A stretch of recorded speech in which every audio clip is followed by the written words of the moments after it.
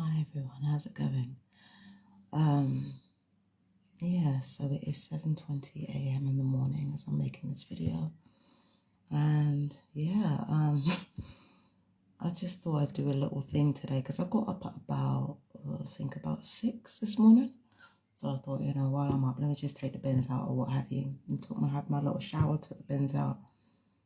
It was about like 7 in the morning when I took the bins out, and I thought nobody's gonna be up, nobody's gonna see me out and about. But then I fucking remembered. First of all, it's a motherfucking like farming village that I live in, so everybody got up about 2 hours ago.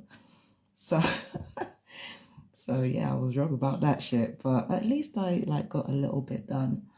The main problem that I'm having is the amount of blood loss that I'm experiencing, and the mood swings that I'm experiencing. And the reason why that concerns me is because what usually happens during my period is that I don't just feel all the normal emotions. Well, not all the normal emotions, but all the usual symptoms that come with having fibroids, or the usual stuff that I've been having since I was a teenager. What I realize is being done is that when I go through these symptoms, the psychotropic weapons are being used on me, and also my womb is being wounded by the directed energy weapons too. Sometimes they will be wounded in advance, or they'll use specific weapons to bring the period forward, or they'll attack a certain part of the nervous system to kind of trigger hemorrhaging from the womb. So I realized that my period symptoms are not just like me, because as soon as I start bleeding and as soon as my period starts, it's like I've switched back into a completely different person, and that is not normal or natural. That is only something that happens if your worst symptoms of premenstrual dysmorphic disorder have been augmented. And that's what I believe. In during really bad times, like if you look through my social media and you look at really bad times where I've been incredibly stressed out and I've been yelling at my, the perps and stuff like that, it's normally always on my period. It's normally always on my period. So, it's one of those things where, you have to kind of connect the dots and realize that, yeah, I've been hit with psychotropic weapons to elevate my anxiety or depression. And then on top of that, I was hit in the womb as well, because what they used to do was, when I was, back in London, they used to hit my ovaries a lot, or where my ovaries are supposed to be. They used to hit that a lot, and they used to hit my womb a lot. So that's something that the gang stalkers do with directed energy weaponry. They bring periods forward and they make periods especially heavy. And I could not believe the amount of blood loss that I'd experienced. Like this morning, the amount of blood loss that I'd witnessed, like through me sleeping, I don't normally lose that much blood. Like even for me, that was a lot. So for me, it comes down to radiation poisoning, because I'm irradiated every day with the weapons, and then on top of that, I'm using screens all day, and my womb is deliberately being wounded by these weapons as well. And then on top of that, you've got psychotropic weapons, which bring about anxiety and depression and all that fun stuff. So all of that mixed together, not a good combo. So, when you get sick or when you have an injury, that can usually be a really good cover for the torture. So if you ever do go through specific injuries and you end up like howling in pain, then people can just say you're exaggerating what you're going through, because other people go through back pain. Why are you howling to death? Other people go through periods. Like, why are you having panic attacks when you're going through periods? Other people, have food poisoning. Like, why are you being so dramatic? But the thing is, if you're tortured on top of the illnesses that you're going through, then the illnesses that you're going through, which could happen in life circumstances anyway, they're going to be augmented.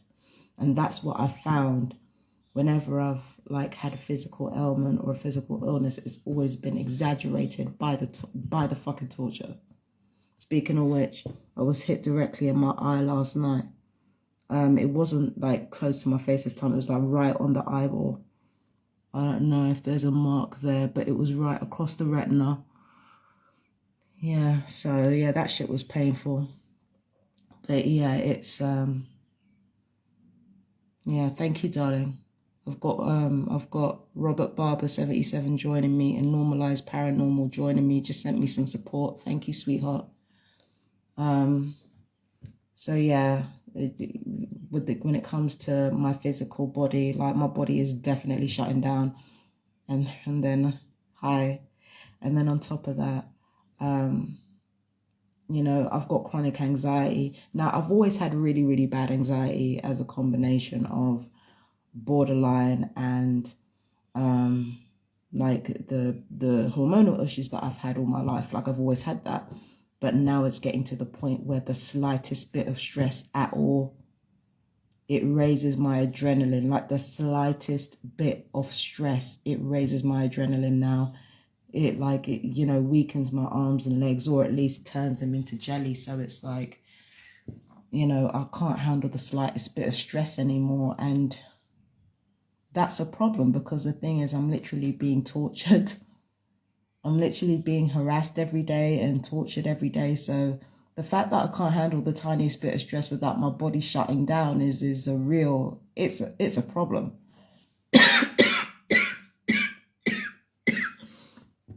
It's a problem. It's a real problem. That's a big problem. But yeah, so like the fact that I can't, without my body shutting down, that's crazy. That's fucking crazy. That just goes to show how much you go through as a targeted individual.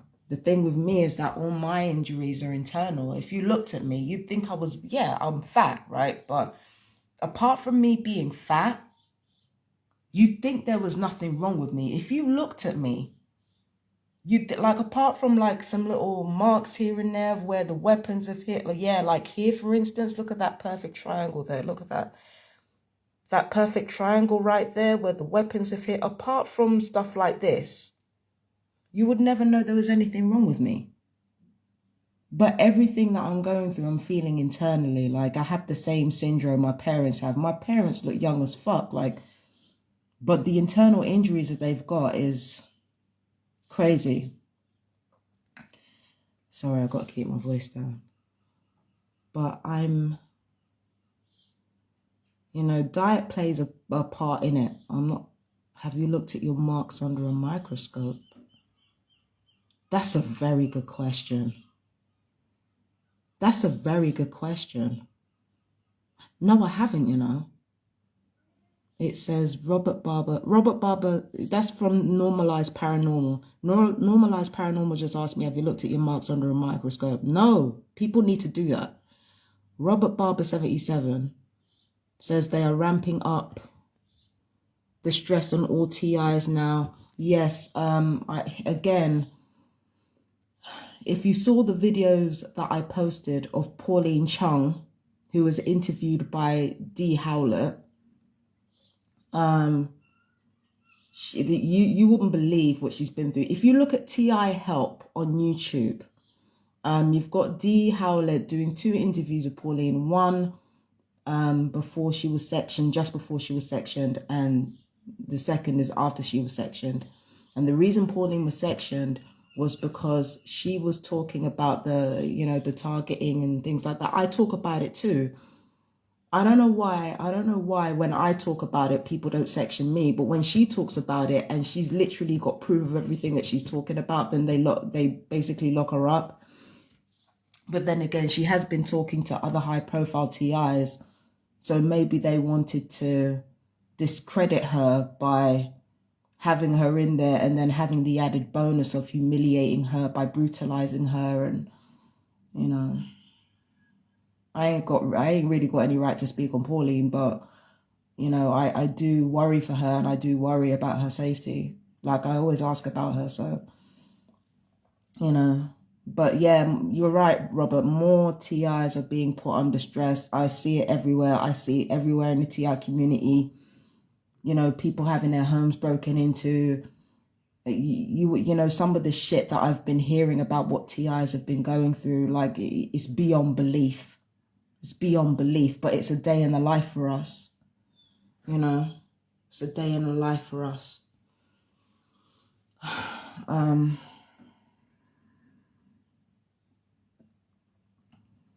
Yeah, so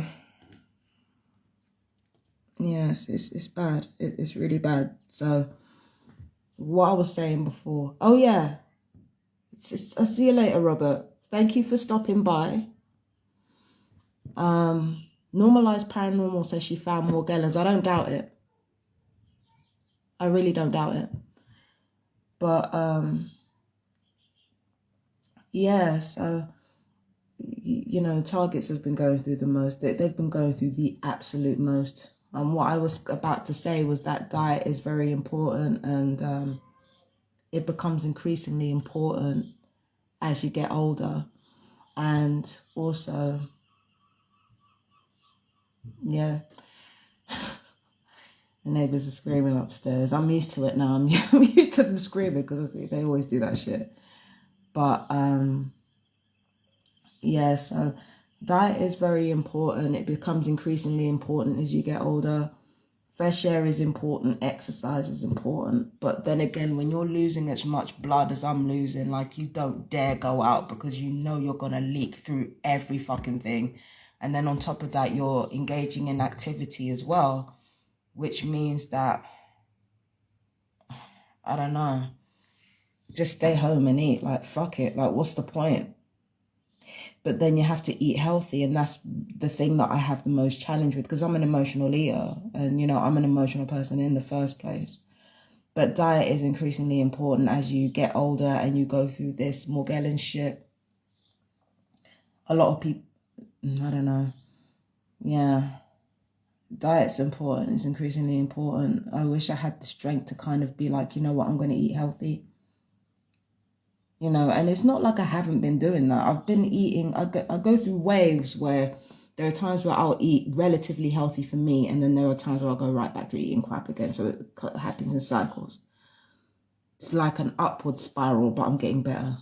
Slowly but surely. When it comes to emotional stuff, I tried discussing it with my ex last night, but he was busy. He was listening. He was attentive, though. He did what he could. But the thing that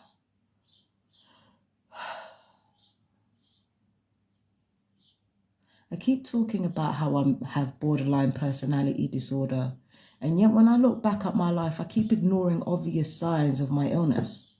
One of them is fear of abandonment, right? So the thing about me, right, is that I've always, you know, I've always had people be scared of me,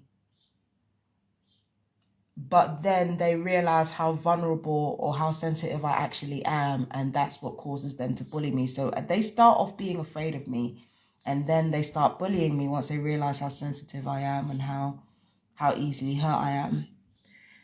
So it's like I get the worst of both worlds. I get people afraid of me and not afraid of me in the worst ways imaginable, and it's hell. It's like, you know, you go through this all the time, and then it's not even about what people say, it's the intention behind it. The intention is to destroy you for being both intimidating to people and not intimidating to people at the same time, like, and in the worst ways as well. So it's like people like will literally go out to destroy you. They don't even realize they're doing it, but they'll literally go out to destroy you just for being that way, for something that you can't really control. And then, you know, in my case, it breaks your heart every time. It breaks my heart every time, because it's like, I'm not going out to hurt anybody. And the reason why I'm so overly nice all the time is because I'm treating people how I want to be treated. Unfortunately, the people that I end up being nice to or try to be civilized with are usually people that I hate more than anybody. And it's weird, because it's like I look back at my life and I'm thinking, Most of the people that I've been like sucking up to or trying to gain the approval of, I already fucking hated them because they didn't respect me. I already fucking hated them. And, at the time, there are hidden layers to a person's behavior. There are hidden layers to a person's behavior. At first, you think you're doing it because you think, if you attain the approval and the respect of somebody, that this is how human beings work. This is not even just about illness anymore. This is how human beings work. If you gain the respect and if you gain the respect of somebody that you don't like and who doesn't like you, then I'm sorry, but this is how human beings are. If you gain the respect of somebody that does not like you or you do not like at first, then it somehow means more than if somebody that you love tells you that you're worth something, tells you that, that's why abusive parents often get their children rallying around them, because the thing is that you're not giving your children anything. So it's like it makes them chase after you more in order to get it from you. So it's weird, but that's how normal human beings are in the first place, let alone somebody with borderline. And with borderline, that was my problem. Because of my fear of abandonment and because of my insecurity, I was sucking up to people I hated who hated me. And I was doing it. I thought that I was doing it to gain their respect because that's what human beings do. But there's another layer to that I was, I'm not going to say it, but there's another layer to it. I wasn't just sucking up to them to get their respect so that I could feel better about myself. There's another layer to that. And I didn't realize all of that. And realizing all of that, realizing how I've been breaking my own heart again and again by trying to suck up to people who don't like me, and trying to suck up to people I really don't like. Yeah. So people break my heart all the time. And then I break my own heart by trying to befriend people I don't like or respect and who don't like or respect me. And I realized that shit was not race specific. I've been bamboozled. I've been bamboozled so hard. I realized that shit wasn't race specific. That shit wasn't gender specific. That shit wasn't none of that shit. Race, gender specific. I don't hate race. I don't hate gender. And I definitely don't hate sexuality. So realizing all of that I don't hate according to what a person is and instead of how they treat me, like,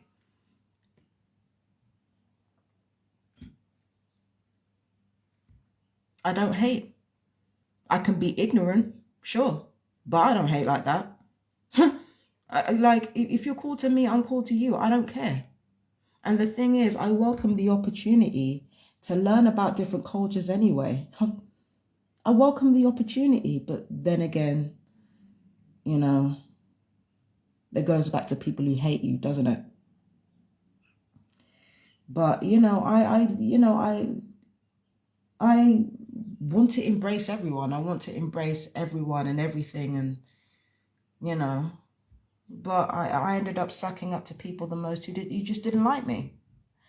And I feel like that's my own fault, really. I feel like even though it's part of an illness, I feel like that's my own fault. And I wish, because I knew all this when I was young. I knew what I was doing. I just didn't have the courage to admit it to myself. And I'm wondering what changed, but then again, it couldn't possibly be the fact that I moved to an entirely new city in the last 2 years. Couldn't be that, could it? When you make a huge life change like that, and then you go through a huge life change like somebody that you love dying, man, that shit changes you, boy. That shit changes you. But yeah, I've got to stop sucking up to people that I hate. I've got to stop doing it. And it's made me think about this situation right here where everything that I'm doing is being weaponized against me for some other bullshit. This is my home.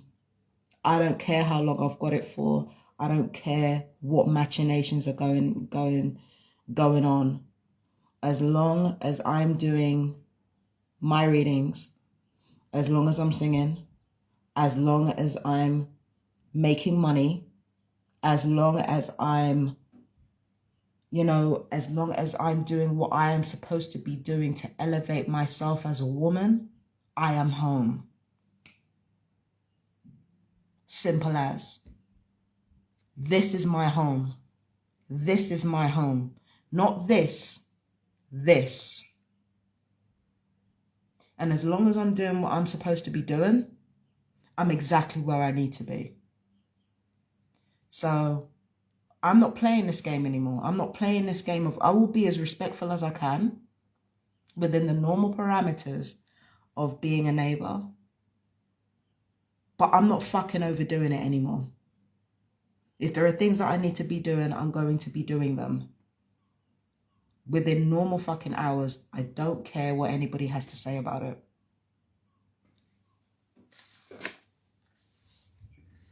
Because this is my home. And nobody comes into my home.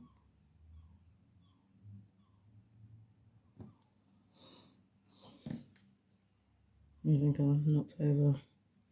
Cup? What up?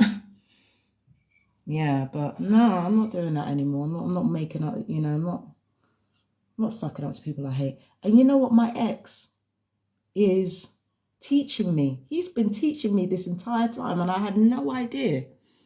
Because even though I think he does inspire the same reaction that I get, but just in a different way. But he doesn't let it bother him. He doesn't take it home with him. I think it's because he's a guy, really. I think guys are different. I think even though men are definitely more sensitive than we are, I feel like they handle things like a bit differently to us. And I feel like there's a part of them that can kind of detach. And I feel like that's what my ex does. But it's like, yeah, at some point you just have to why is there a toy hammer down there? At certain points, you just have to learn to detach if you're not going to kill yourself. So maybe I should just learn to do that. Fuck it. So what's on the agenda today? Well, I've taken the bins out. I might do some more cleaning today because I've done some cleaning. I've definitely got to call the doctor about this problem to do with the bleeding and all that, because that's not good. It's really not good. It's still 7:42 in the morning. It's still pretty damn early. I thought it'd be like about 8 or something by now. But yeah.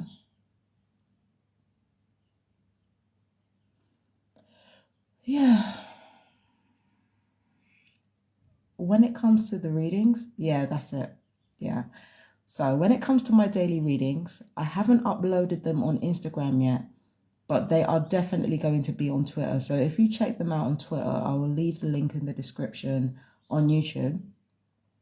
I'll leave the link in the description here anyway for Instagram because, shortly after I post this video, I am going to post the readings.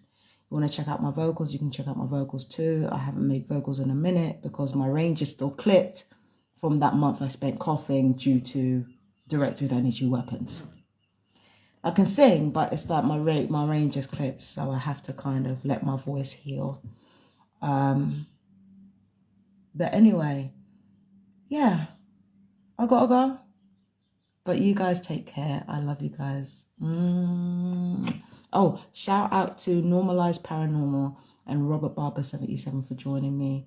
Thank you guys so much. I love you. Take care, my fellow TIs. And you stay strong. I know. But these cunts are coming after you, man. I know, but stay strong anyway. I love you guys. Take care. Bye-bye.